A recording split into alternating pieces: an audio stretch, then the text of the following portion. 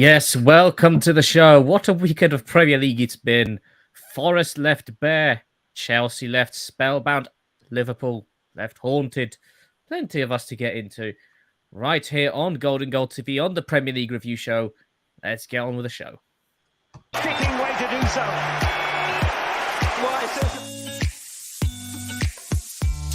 Can it's him. Back to Balotelli. It runs for Aguero. They've done it! Hazard still on the ground as Charlie Adam goes for goal here. Oh, and he scored!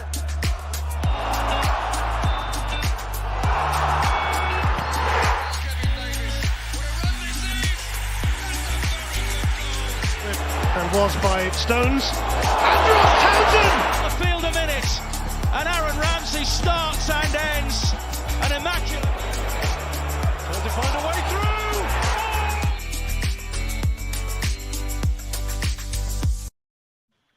Yes. Welcome to the show. Let's get on with it. We've got a small panel for you. Yes, and let's get on with it. First of all, your team are on fire. Nick, how's it going? I'm good, mate. Not doing too bad. Excellent. No, so definite. We'll get on to Newcastle in a bit. And in the producer's chair, of course, we've got Matt. How's it going? I am good. I've been having a really good weekend and it's carrying on my Monday mood, so I'm happy. Excellent. That's what we like to hear. Right, let's kick it off then with a game that probably has produced more talking points before the game than actually during or after. Obviously, with the big question of, will Haaland be put in people's fantasy teams? Will he be benched? Or should he be captain? Should he be not? Turns out he shouldn't have been in your team at all, as he was not featuring against Leicester City, as they only lost 1-0 to Man City. So, a question then, Nick. Was it a case of no Haaland or no Haaland, no problem? Or was it a case of no Haaland and it's clearly obvious he should have been there? It could have been. I think it was quite a bit tricky game for Man City against Leicester, because Leicester did cause them some problems in the game, but Man City had more the ball, and eventually they ground Leicester down with the quality from Kevin De Bruyne, who came to the form, and he really shone in for Man City to get them the 3 points. So I think they coped really well without Haaland, for definite. And I didn't have to think about him and being my fantasy team because I didn't have him anyway. And Salah got me 14 points as captain, so I'm not complaining. Oh, shame he didn't get much more for Liverpool, eh? And Matt, same to you, really. Do you think City were missing Haaland, or do you think it was just a case of carry on as normal? Well, just looking at the stats on City's side, they had 15 shots, 5 of them on target. Honestly, they produced 691 passes as well. So it just shows you it wasn't a case of did they miss him. It was a case of there were chances that perhaps there are reasons why Haaland is so vital for them. But then you look at that squad, I think we've mentioned this throughout this season at the moment, where you look at City's squad as a whole, and they basically won the league without a striker over the last couple of seasons, even though they had Gabriel Jesus, but he was playing out on wide. He's more playing in the central at Arsenal. It's a case of who can step up if they don't have a goal scorer. And you look at Kevin De Bruyne, we have got a comment. So, Carlos Torres. Hey guys, I'm locked in. Hello, Carlos. Hello, Carlos. Haven't seen you in a while. Welcome back to the show. So, let us know what your thoughts on the City-Leicester game was, because let us know on all the games that you've seen in the Premier League, all the results. Let us know what you thought. Yes, there's been quite a few. So yes, drop us your thoughts. Definitely, there were definitely plenty of players that could have stepped up. Bernardo Silva's done it in the past as well. So it was just they also got Foden and Morris that could step up and get goals as well. Yeah, I think So, with City is you looking at. Yeah, go on. Sorry. no, I was just going to say there's so many people that you could choose from. Nick's named even more. I think everyone else could probably name a couple more. Is Ruben Diaz scored a couple this season as Yeah, well? it's had that before. Rodri on occasion pop in. Man City have got not a problem without Haaland, it seems, but it's almost the headlines were obviously when Haaland wasn't there, kind of going, "Oh, do Man City rely on Haaland too much?" I mean, to me, it said that no, they don't, because they still had plenty of chances that are either weren't taken or Leicester managed to get away. So it's one of these things where I think when looking at that game, I think Man City just went, yeah, we need the job done. They didn't really need to work hard. Champions Leagues wise, they didn't need to rest anyone. They're already through, so they can just relax, take their foot off the pedal a little bit, and see what happens. So yes, there was that one. Now, I suppose we have to talk about this one. So Graham Potter returning to his old stomping ground. I mean, it was bound to be tricky. Nick, it was bound to be tricky. Probably no one was expecting that Potter's Chelsea would be made to look like muggles by Brighton. No, I looking at this match beforehand, I thought it would be a tricky game. I thought Chelsea would get something out of the game, but I did not expect them to be totally outplayed and hammered 4-1. Mind you, Chelsea didn't help themselves by contributing to two of Brighton's goals by putting them, but twice Chelsea putting the ball in their own net. That did not help that matters. Yeah, that was But- not great. I think Brighton were going to be up for it against Graham Potter, and also they know how he managed. So for definite, I think it was a hard game. It was just one of those things for Chelsea. They move on to Zagreb midweek, which they should win. They're through anyway, so they'll get top spot in Champions League group, and then you got Arsenal next in the Premier League at home, and then you got Newcastle away.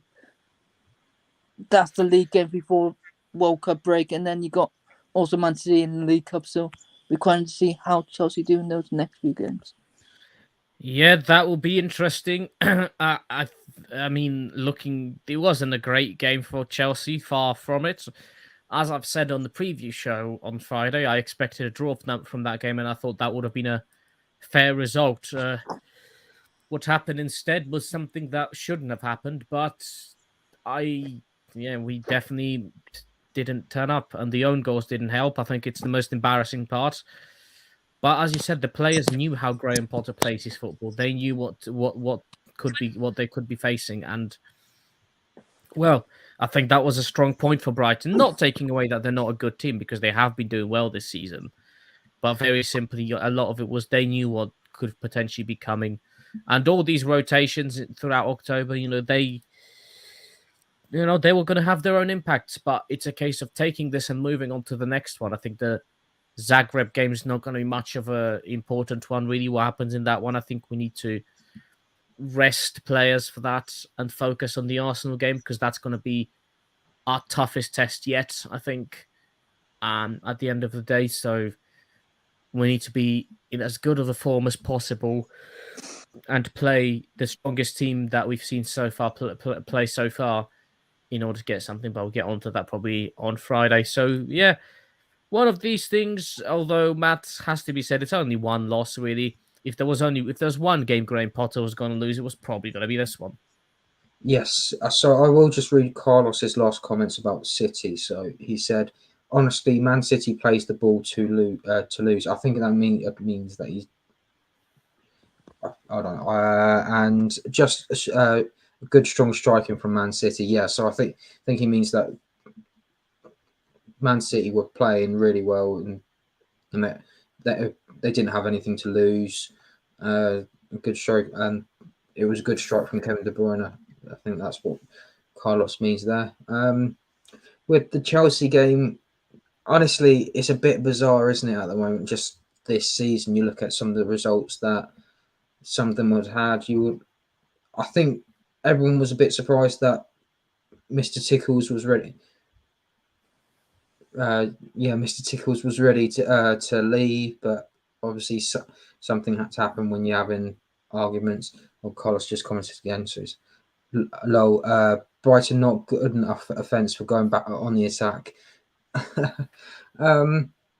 Well, I think this is one of those ones. It was going to be a surprise. I didn't think anyone expected this to happen.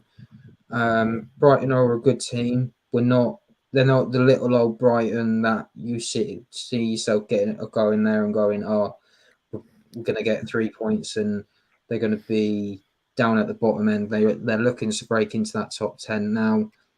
They've got a new manager and he's actually carrying on that Graham Potter project that they had going under him, and that's interesting to see. I think the shock is, as Nick said, is that perhaps it came at the worst point of time because you've got a game against Zurich, which doesn't really matter because you've already qualified, but at the same time, you want to finish top of that group. We still will. It gives you a favourable draw. Regardless of what happens, we're 4 points clear of Salzburg, I believe, who are on 6 points. So so you basically got top spot guarantee. So then you can basically just rest all the important players for Arsenal, whereas Arsenal need to go and win the game and can't really afford to lose or draw realistically to make sure that they get that top spot. We'll talk about Arsenal later in the show, but Carlos has also put, hey guys, who knows how well Brighton celebrated, and one that, who knows, probably took a stroll on the beach or went swimming in the ocean.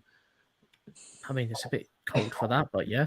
Yeah, it was fair play to Brighton, honestly. No, I don't think if anyone was to do a bet on and put it on Brighton to win by that exact scoreline, that you would have got a lot of money back. But fair play to Brighton because they did really well that.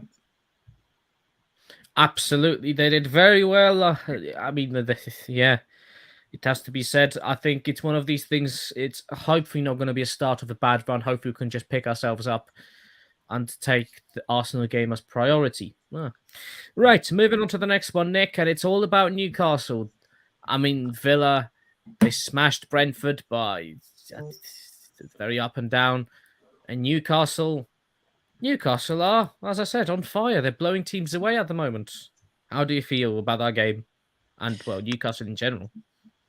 Well, I think for this game, Villa would, to start off in the first half, Villa would trying to frustrate Newcastle. They were trying to slow play. They're trying to break play up and slow things down and just frustrate the crowd in Newcastle. But once we got the penalty and we scored that at the end of the first half, we just blew them away. Second half, we just totally outplayed them. Took 3 really good goals. Took the goals really well. We could have scored more than 4, because we hit the crossbar, hit the post. The second half, we had quite a few more chances. This season is totally different compared to this time last season. At this point last season, Newcastle were bottom with just 6 points, and we're now 4th with 24 points. So the turnaround under Eddie Howe has been totally different. And the fact that most of the players that started against Villa are players that were already there before the takeover got completed. So I am not complaining. The only downside is Joe Linton's out of the next game because he got yellow carded. So that was his 5th.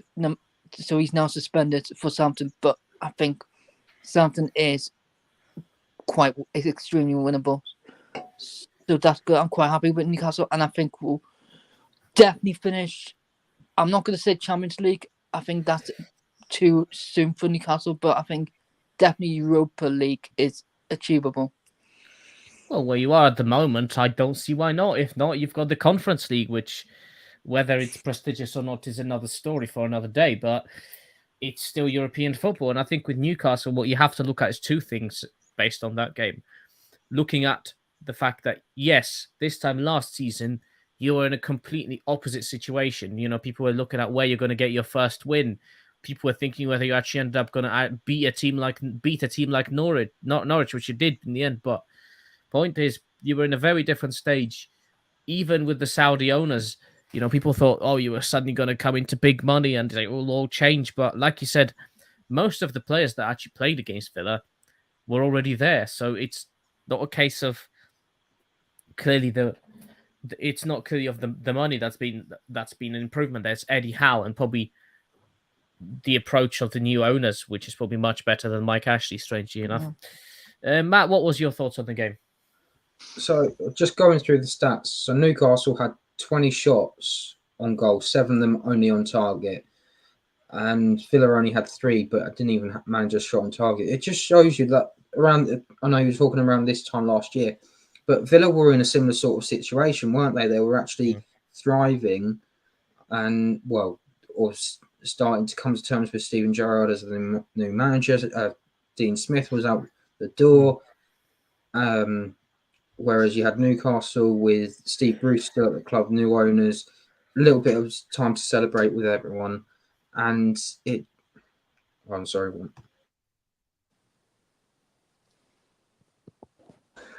Sorry, been disturbed. It's a huge turnaround. And Carlos, hello. What you said. Hey, honestly, never was a big Villa fan, but I got to give their goal tender big credit. Oh, so Martinez. He's giving Martinez some credit for doing a good job. Has he?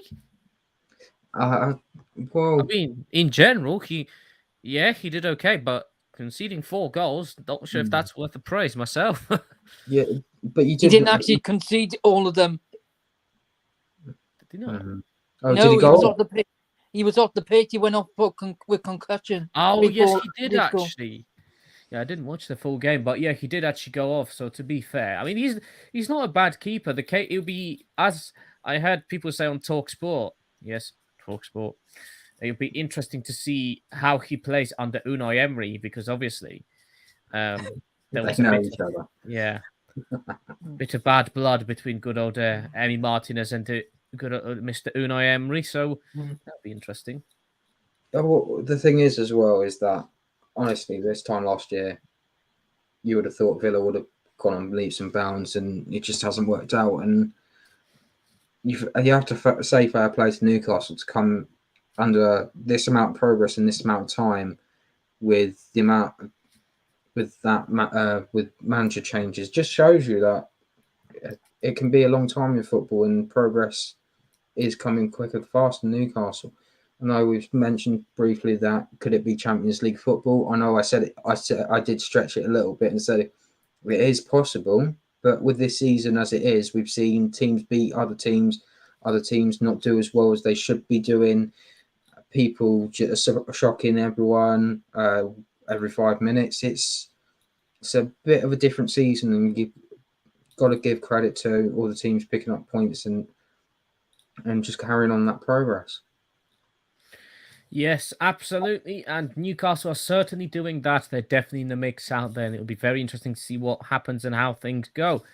Next, we go down south. We're off to the Vitality Stadium where Bournemouth, oh dear, poor Bournemouth, so unlucky they could have gotten a precious win against Tottenham. Wasn't meant to be, though, Nick. Tottenham, in the end, managed to get themselves back and win the game, just about. No, Bournemouth. I think Bournemouth started really well, got the 2-goal lead, but then Tottenham somehow, like they always do, seem to do under Conte, they managed to somehow grind out results and get wins by not playing very pretty football. So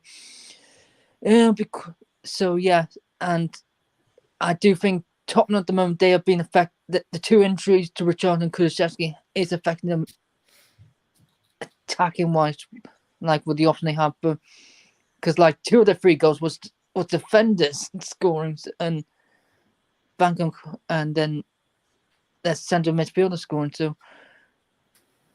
So yeah, Tottenham needed to bounce back from they had some poor results in previous games, so they do that. Heading into a quite crunch match on Tuesday because any one of the 4 teams in Tottenham's group, Champions League group, could go through. So we'll see who goes through there. It's going to be a biggie for Tottenham. Go on, Nick. But it's quite. But I think Bournemouth were a bit unfortunate, definitely not to get nothing out of the match. They were very unfortunate, and I think they could have really gotten a precious result out of that if they just tried. But unfortunately, I guess Tottenham did prevail in the end. They have a crucial match against Marseille. Or, well, Arsenal B, considering how many Arsenal players are in it. And it's a crucial match to avoid defeat at all costs. So, yeah, but it seems the recent injuries are making Spurs a much more easier team, it seems. Yes, they got back in the end against Bournemouth, but it certainly was far from easy and certainly nothing that a lot of fans would have predicted based on what I was talking to Tottenham fans at the time. So, yeah, it's an interesting one. Tottenham get a win in the end, though, so that's the main thing for them. Moving on to the next game. Now, Saturday night football in the Premier League doesn't come often, but the spectacle we got doesn't come as often either. Leeds coming to Anfield under the lights, and after Forest beat Liverpool, Leeds beat them at Anfield. Nick, what a game. Actually, no, Matt, did I come to you on the... No, you didn't. But I'll just go to Carlos's next comment. So, just curious, who do you think is going to be the next 22-year-old big star out of those clubs? Chelsea, Norwich, and Newcastle. Chelsea, Norwich, and Newcastle? I think he's trying to talk about academy players. Is there any young star that you can see coming out? I mean, you got Conor Gallagher at Chelsea. Yeah. You've got Amari Hutchinson in the academy, and Harvey, what's his name? Harvey Vale looked pretty good last season. I don't really know what's happening this season. I think that there's a Newcastle player at the moment. Nick, you might have to help me with this one. He plays in the middle centre mid, I think. He's not one of the young stuff. It begins with A. Elliot Anderson. That's it. And he seems to be one that a lot of people are talking about at the moment, and he's doing quite well for himself. But just on the Newcastle game, that was the game we was. No, sorry, Tottenham. Bournemouth. I think the change after their first goal, Davinson Sanchez for Dyer, was what saved Tottenham in the match. Really, it kind of saved my bacon in your predictor league as well. I was expecting that. I would have been happy if Bournemouth had got the win, but yeah, it's the way it happens. I just find it really odd though that Bournemouth going 2-0 up and just almost at cruise control, and then just looking at the stats, they had 4 shots on target, six shots altogether, and it just seemed after that second they just sort of lost it a little bit and allowed Tottenham to have as many shots on goal. So in the end, they had 23 shots and 7 of them on target. It's not realistic that if you're winning these types of games, you shouldn't be falling back. I was playing games recently, well, on Saturday as well, before some of these games kicked off, and we were 2-0 up, and I was thinking we need to go and get another one. We need to go and get another one before someone scored. They go and the opposition scored. Luckily, we held on, but it is important to have that 3 goals, because then you've got a cushion, and at the end of the day, it's cost Bournemouth the 3 points. Yes, it has indeed. Right, now back on to what I was talking about. Liverpool beaten by Leeds. I don't think anyone expected that. Liverpool losing 2 games on the trot. Nick, is this the unravelling of Jurgen Klopp? I don't think so at the moment, because I think what Liverpool will probably come out fighting. I didn't expect it. I thought after the performance against Ajax, when they played so really well, I thought Liverpool would come out and be all guns blazing at Anfield and win this game very comfortably, but it didn't turn out that way against Leeds. But he's come out fighting today, Klopp in his press conference before pre-Napoli press conference, and saying, so criticising the media. But I do think injuries have not helped them at all, like the fact a lot of their midfielders have been injured, and then Luis Diaz and been injured, and defence, they've had quite a lot of injuries, so that has handicapped them a little bit. But I think a fully fit, the strongest Liverpool team can be competitive, as I saw against Man City, because they managed to win that game. So I'm not sure what. It's just fun. It's just one of this season for Liverpool. Like, they're just very inconsistent. It's a challenging one for Liverpool. That's one thing we can definitely say for sure. I mean, they've got a few injuries which are definitely not helping them. That's one point, but another big point I've heard mentioned, and this is actually, I agree with it, even though it's something that really has surprised me, because I didn't think Liverpool will miss him as much as they seem to, or at least that's what it seems to me. Matt, how much do you think Liverpool are missing Mane? Do you think they didn't realize how much of a vocal point he was in the team? Yeah, sorry, I've just seen someone's try to advertise a 18 plus thing. I think it's a bot, so I've had to block them. If you're doing it, please don't. Please don't do it. This is not what it's about. We're a football channel. We don't deal with any of this. We try and keep PG. We don't do raves, people, unless it's a football one. That's beside the point. You asked about Mane. I always said, I've said it to the Liverpool fans, in the summer, it was always going to be Salah or Mane. It was going to be one or the other that goes. And Mane decided that he wanted to step out of Salah's shadow. And he's chosen Bayern Munich, which was actually probably good for him, because it's a new challenge for him. He's going to be utilised quite well, and he's actually thriving at Bayern.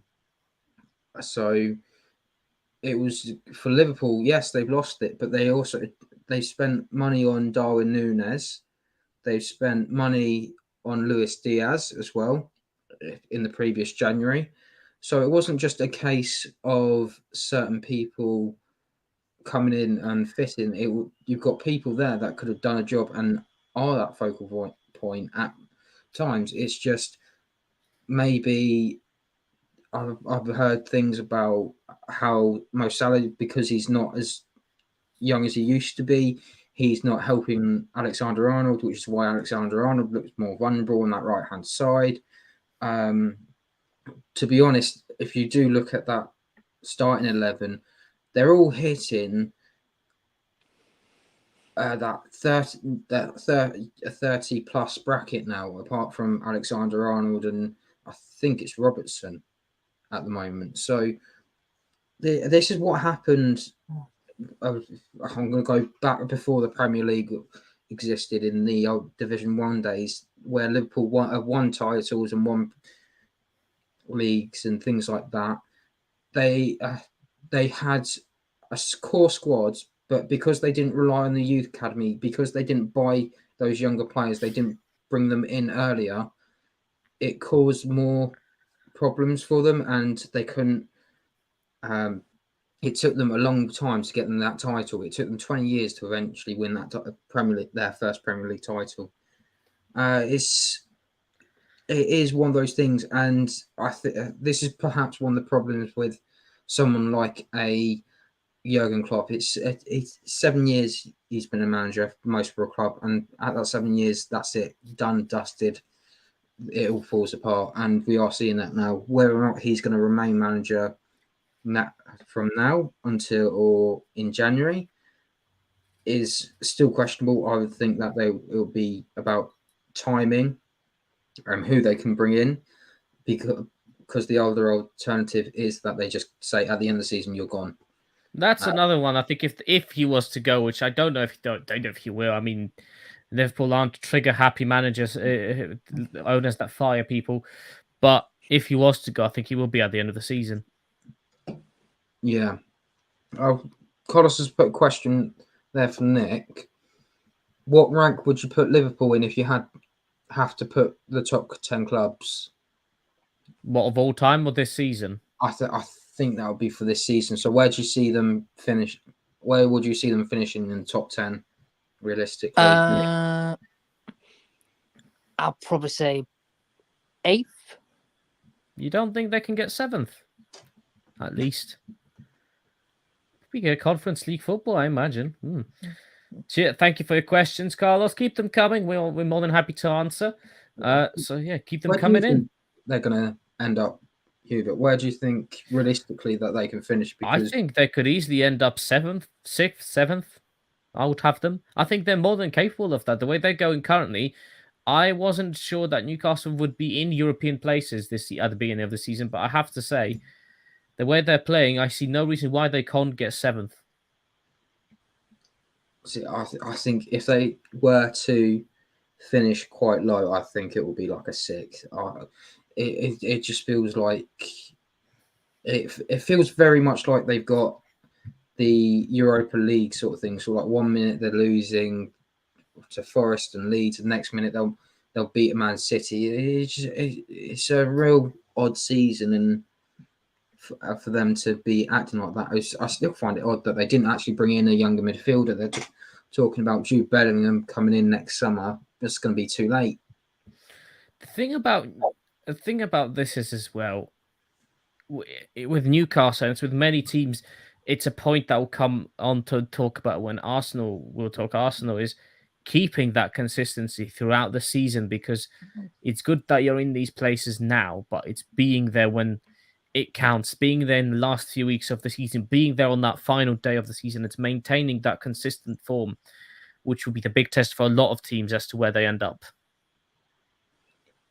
Yeah. Fair play to Leeds, though. Like, they actually went and gave it a good go. The fact that they actually went the whole hog. And that, I think this is what I know people don't like the team, but they're the type of teams you need in the Premier League to make it more interesting, more entertaining. Leeds are quite a surprise package, I'd have to say. Yeah.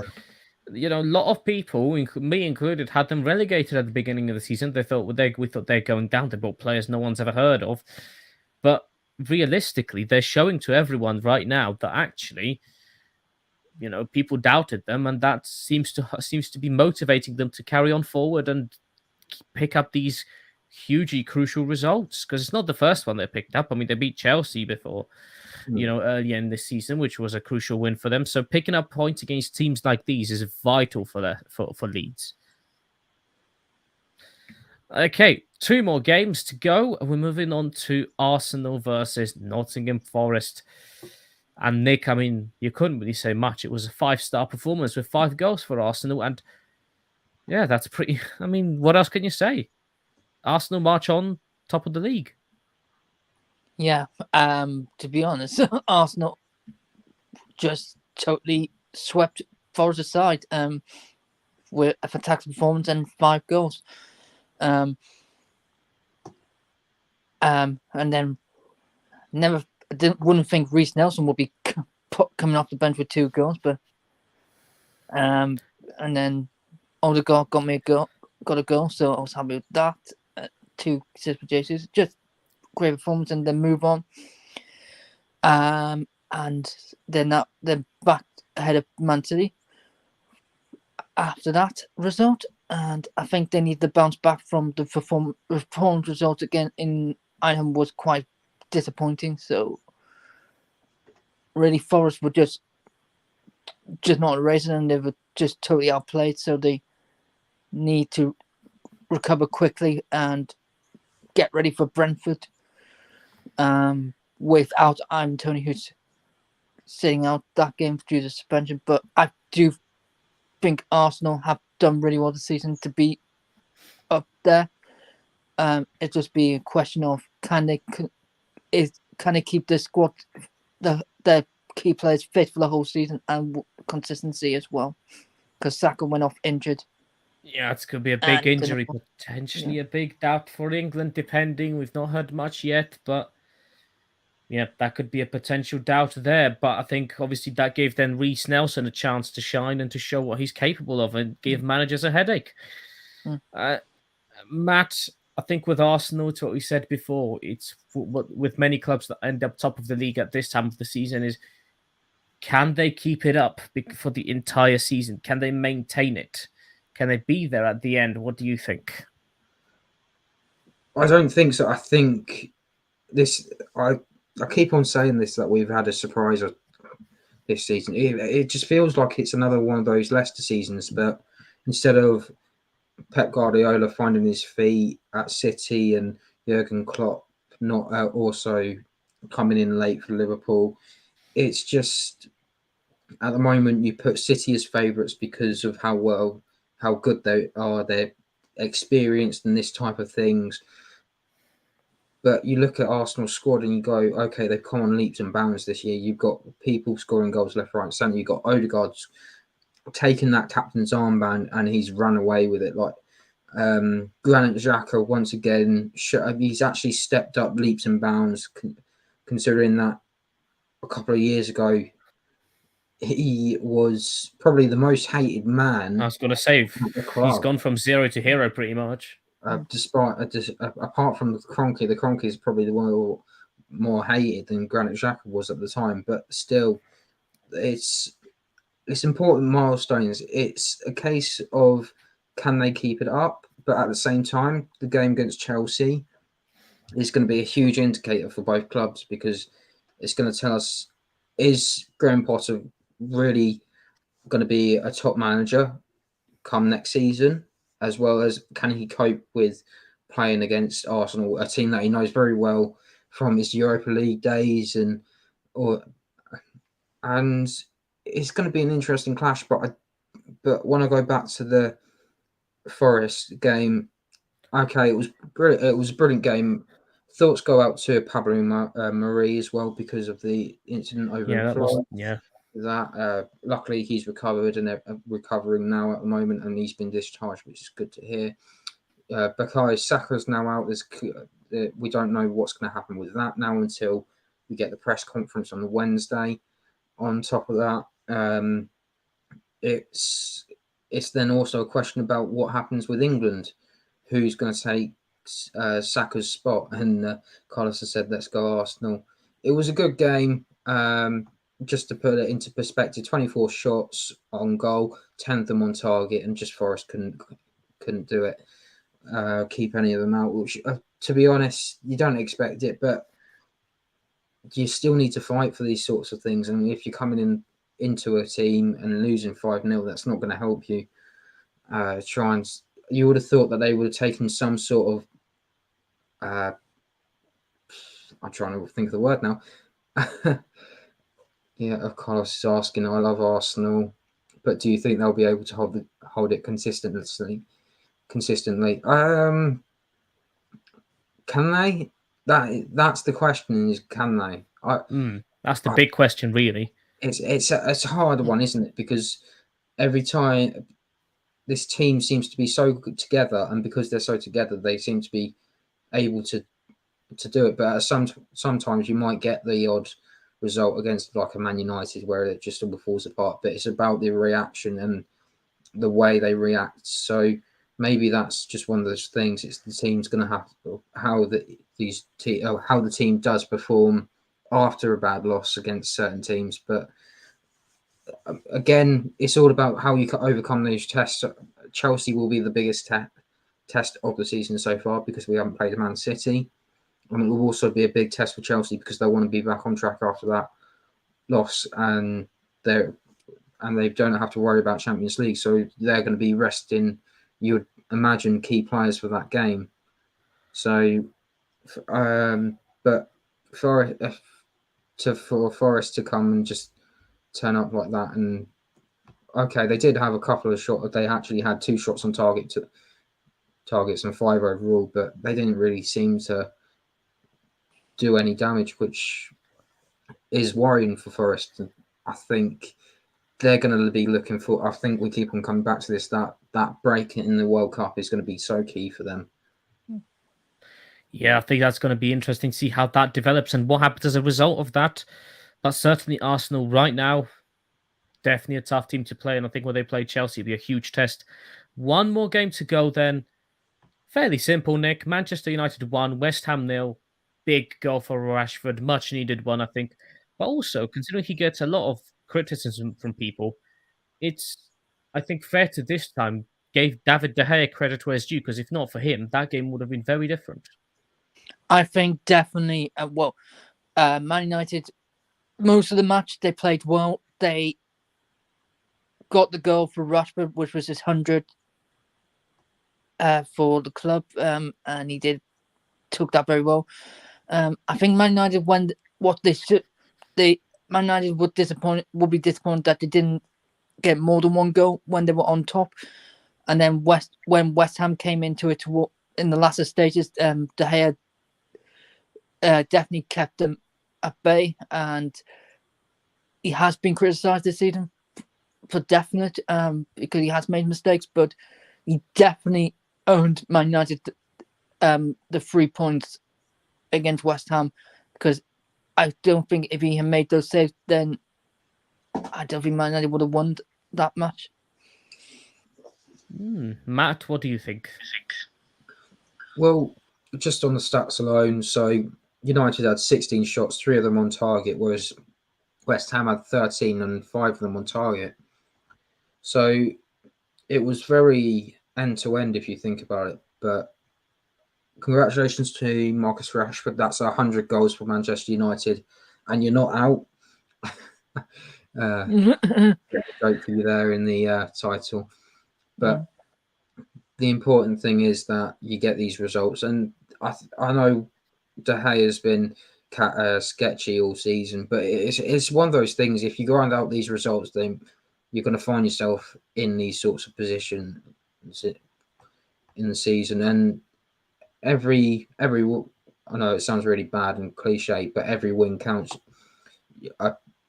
Because that win took them to 5th in the table, 1 point behind Newcastle, 2 points in front of Chelsea, and only 3 behind, and only 3 behind Tottenham.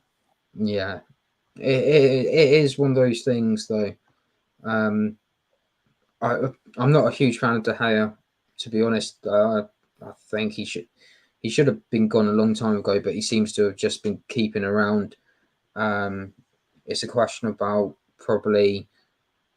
he probably will now retire at Manchester United. I don't see him go anywhere, but there's not really anyone else there at the moment. I know we don't have Abdi or Luke to comment on that, to say, is there anyone to really challenge De Gea properly? Though it might say Dean Henderson, but I think we had this argument before that it was his attitude that caused them problems, which is why he's out on loan at Forest.